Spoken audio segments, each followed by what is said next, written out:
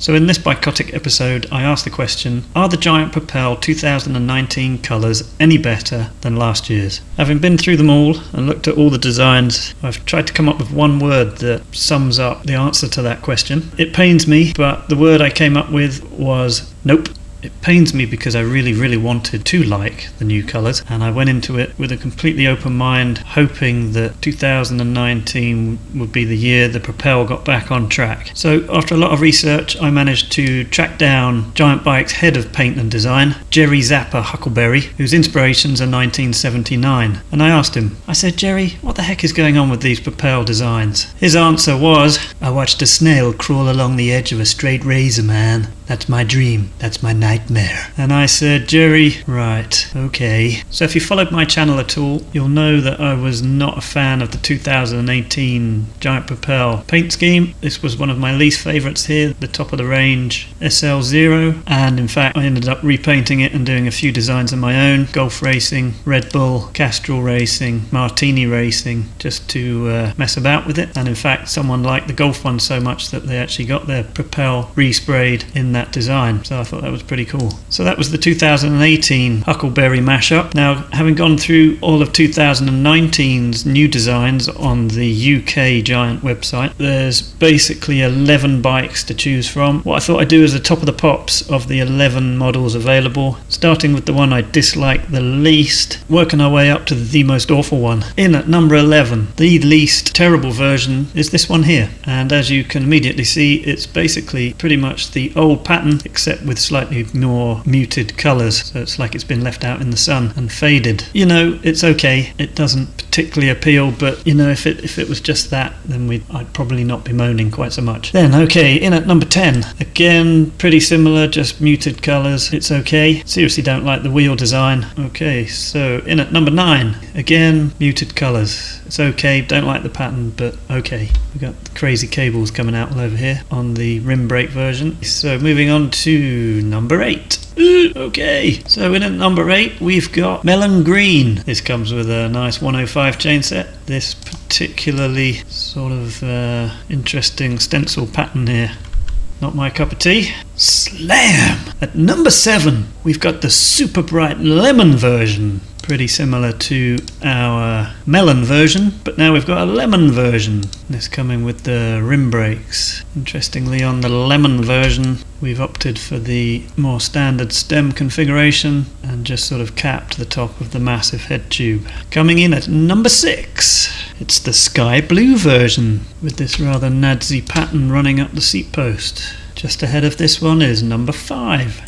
Okay, so number 6, yeah, it's a bright colour, but number 5, ooh, yeah, we've crossed a line there. So we've gone from, I could almost accept this, almost, but no, now we've gone too far. This just, it looks awful. The cabling, I don't know what's going on there, it's all over the shop.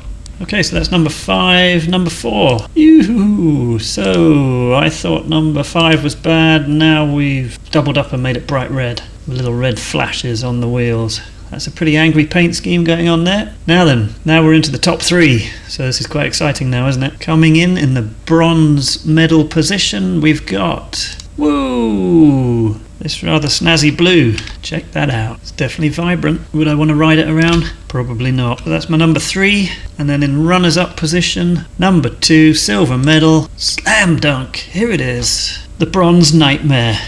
We've got lovely little matching orange slashes on the wheel, fiery chain stays and seat stays, and this lovely catchy pattern here on the down tube. That, my friends, is worthy of the silver medal, I think, right there. So, the one we've all been waiting for, number 1, my least favourite of the new Propel paint schemes. Drum roll. Boom! Oh yes, it's Psychedelic Wonderland. What is going on there? Mother of pearl. Yep, so we've got this sort of rainbow effect. That is revolting. And topping it out with, and I haven't mentioned it before now because this one clearly is the worst, is this beautiful pointy stem with rubber spacer combo. Now guys, this does not work, and whoever designed that should have put his hand up and said, yeah, I don't think this works guys. I think they should all be taken off and used as wellies for tortoises. That's a good use for them. So there we go. That's my top of the pops of the Propel 2019 paint schemes. So as you might have noticed, I've purposely left off all the prices and model designations on these pictures because I didn't want that to influence how I thought about the paint scheme. Just to go back through a few of them, so this is obviously my least favourite, and this is the Propel Advanced Pro Zero, and this costs £4,499. So I guess that's kind of mid-range. And then the one that I decided I disliked the least was this one. So this came in at number 11, and this is the Propel Advanced 1 disc, and this is £2,999, just to give you an idea of where that comes in the range. And then right in the middle, interestingly, in 6th place we had the bright sky blue one, which is the Advanced SL0 disc, top of the range, £8,999. So this is super expensive and is the top version. Dura-Race Di2 and all that good stuff. And then at number 5, one place above it, is the cheapest one in the range, the Propel Advanced 2, £1,599. So that just gives you an example of how the paint schemes are peppered around, showing no real respect to the price really. And it did occur to me that maybe there should be something on these bikes that gives you a clue as to whether you're riding the bottom of the range or the top of the range. I don't know. Perhaps the top of the range can have 3 stripes on it.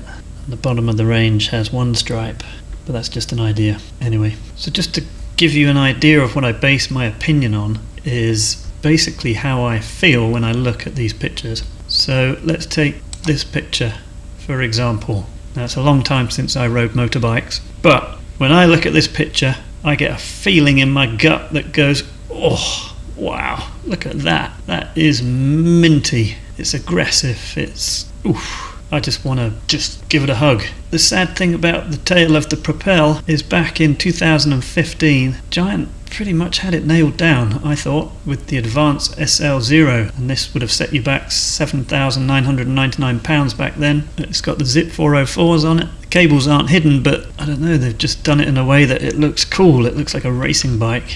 And my friend has this bike, and every time he brings it out, which actually isn't very often because he'll only ride it in the summer, I just drool over it. I want one, and that's because I get a good feeling when I look at it. It looks cool. So there we go, we'll end on a positive, albeit from a few years ago. If you like this video, give it a thumbs up. If you think I've gone completely mad, leave a comment down below and explain why, and if you haven't already, subscribe to my channel.